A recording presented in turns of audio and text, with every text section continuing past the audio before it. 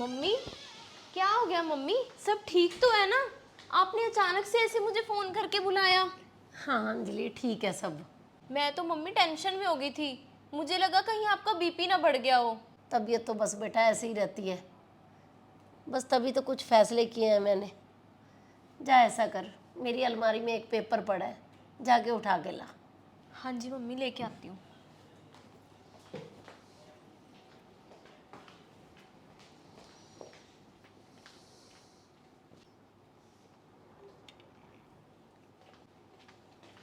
ये कैसा पेपर है मम्मी? ये तो कोई प्रॉपर्टी का पेपर लग रहा है। हाँ बेटा, प्रॉपर्टी के ही पेपर है। मैंने इस घर को ना बेटा 2 हिस्सों में बांट दिया है। 2 हिस्सों में? नहीं नहीं मम्मी, ये गलती नहीं करनी आपने। गलती कैसी बेटा, एक ना एक दिन तो बेटा ये तुम सबको देना ही है ना। तो मैंने सोचा कि अपने जीते जी ही कर दूं ये फैसला, कि कहीं ऐसा ना हो कि तुम दोनों भाई बहनों में कुछ। कुछ क्या मम्मी, मुझे तो इसमें से कुछ भी नहीं चाहिए। और मम्मी एक बात कहूँ, अब भैया को भी अब इस प्रॉपर्टी में से कुछ मत दो। मम्मी आप ऐसा क्यों नहीं करते? एक बार आप भैया को भी फ़ोन करो और भैया को बोलो कि मेरा ना अब यहाँ पे अकेले रह के मन नहीं लगता। बोलो कि मुझे 15 दिन ना तुम्हारे पास आना है रहने के लिए। फिर देखो कि भैया क्या बोलते हैं आपको।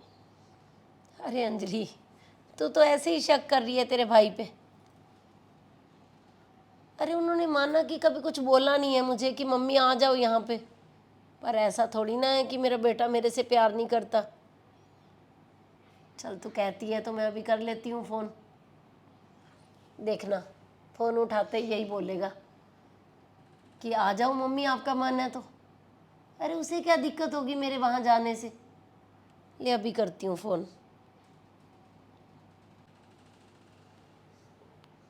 हेलो, कैसा है बेटा? हाँ मम्मी, मैं तो ठीक हूँ। आप बताओ कैसे हो?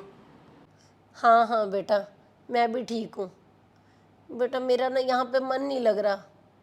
मैं सोच रही थी कि अब मैंने ना अकेले नहीं रहना, मैं तुम लोगों के पास ही आ जाती हूँ ना। यहाँ पे रहने के लिए? ज्योति, मम्मी बोल रहे हैं कि मेरा वहाँ पे मन नहीं लग रहा, मैं यहाँ पे आ जाती हूँ रहने के लिए तुम्हारे पास। अरे पागल होगी आपकी माँ। हम यहाँ पर चैन की जिंदगी जी रहे हैं और यहाँ आ जाएगी वो तो हमें दुखी कर देगी। आप ना मना कर दो, मैं नहीं रख सकती उसको। हेलो मम्मी, वो तो मैं ज्योति से बात करने लग गया था। मम्मी आपकी दवाई भी देखो अब वहीं पे चलती है, डॉक्टर भी आपको वही सूट है, तो यहाँ पे आके क्या करोगे मम्मी? और वैसे भी आजकल ना मम्मी ज्योति की तबीयत ठीक नहीं रहती है, इससे बेचारी से घर का कोई काम भी नहीं होता, ना ही खाना बनता है। तो मम्मी आप ना वहीं पे रहो। और हाँ, अंजलि रहती तो है लोकल आपके पास। अगर आपकी तबीयत ठीक नहीं है तो कुछ दिन के लिए अंजलि को बुला लो अपने पास मम्मी। चलो ठीक है मम्मी, डॉक्टर के पास जाना था हमने ज्योति को लेके।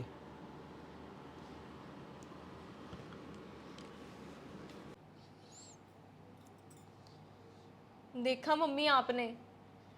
मम्मी मुझे तो ये सब कुछ पहले से पता था। ऊपर ऊपर से दिखावा करते हैं बस। मम्मी पहले भी भैया आपके लिए क्या करते रहते हैं। जब पिछले महीने आप इतने दिन हॉस्पिटल में एडमिट रहे थे, तब भी भैया ने काम का बहाना बनाया था। एक बार भी आपसे मिलने तक नहीं आए थे। मम्मी ये प्रॉपर्टी ना मम्मी आपकी जवानी है। जब तक ये आपके पास है ना मम्मी, तब तक फिर भी आपके बच्चे आपको कभी ना कभी पूछ लेंगे। ओल्ड एज होम मम्मी ऐसे ही नहीं बने हुए, भरे पड़े हैं उन लोगों से जिन्होंने जीते जी अपनी प्रॉपर्टी अपने बच्चों में बांट दी। और रही बात मेरी मम्मी, मुझे तो इसमें से मम्मी कुछ भी नहीं चाहिए। मेरे लिए तो मम्मी आपका प्यार ही बहुत है। मैं तो बस यही चाहती हूँ कि जब तक आपकी ज़िंदगी है ना मम्मी, आप इसी छत के नीचे रहो, आपको किसी के आगे हाथ ना फैलाना पड़े। और मम्मी दुनिया का ये रूल तो बना हुआ है कि माँ बाप अपनी प्रॉपर्टी अपने बच्चों में बांट दें।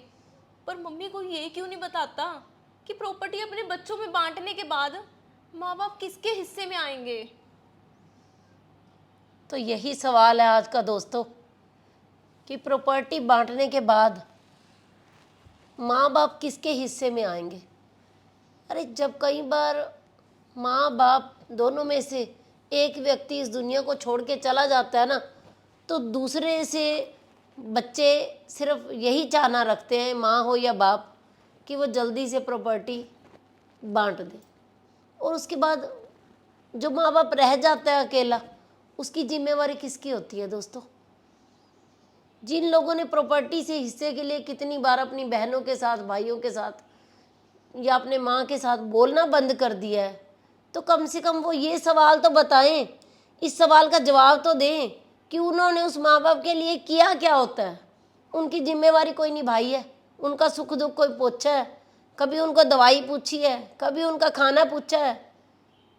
अरे एक माँ कितनी मुश्किलों के साथ अपने बच्चे को पालती है, बड़ा करती है, उनकी शादी करती है, पोते हो जाते हैं, सोचती है कि अब मैं सुखी ज़िंदगी जीऊँगी, और वही बच्चे कई बार इतना दूर रहने लग जाते हैं, चाहना सिर्फ एक ही रखते हैं माँ बाप से, उनकी प्रॉपर्टी की। तो दोस्तों ये सब ना बहुत ही गलत है। कोई भी बेटा हो या बेटी, अब ऐसा नहीं है कि बेटियां नहीं धोखा देती।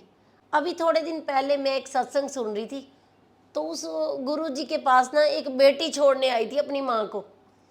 ऐसा नहीं है कुछ कि ओल्ड एज होम में सिर्फ लड़के ही छोड़ने जाते हैं अपने माँ बाप को।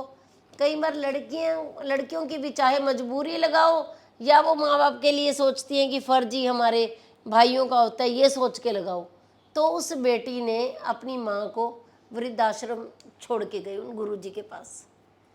तो दोस्तों सिर्फ कारण यही होता है कि उसमें भी यही गलती थी उस माँ की कि उन्होंने सिर्फ अपने जीते जी अपनी दूसरी बेटी को अपनी सारी प्रॉपर्टी दे दी थी। तो दोस्तों ये जो प्रॉपर्टी के पेपर होते हैं ना, ये इंसान की जवानी होती है, जवानी। जब तक प्रॉपर्टी के पेपर अपने हाथ में है तो एक कम से कम एक छत के नीचे आप रह तो सकते हो। ये नहीं पता कि प्रॉपर्टी बच्चों को देने के बाद वो छत भी आपसे छीन जाए। तो बस मैं इतनी ही, ये नहीं कहती कि बच्चे सारे गलत होते हैं, कई जगह पे माँ बाप भी गलत हो सकते हैं, परंतु बस एक ही यानी कि सभी से कहना चाहती हूँ कि माँ बाप कभी भी जीते जी अपने बच्चों को प्रॉपर्टी मत दें। अपना ठिकाना, अपनी जो भी जमा पूंजी है उसे अपने पास रखें। क्या आप मेरी बात से सहमत हो? सहमत हो तो कमेंट जरूर करके बताना।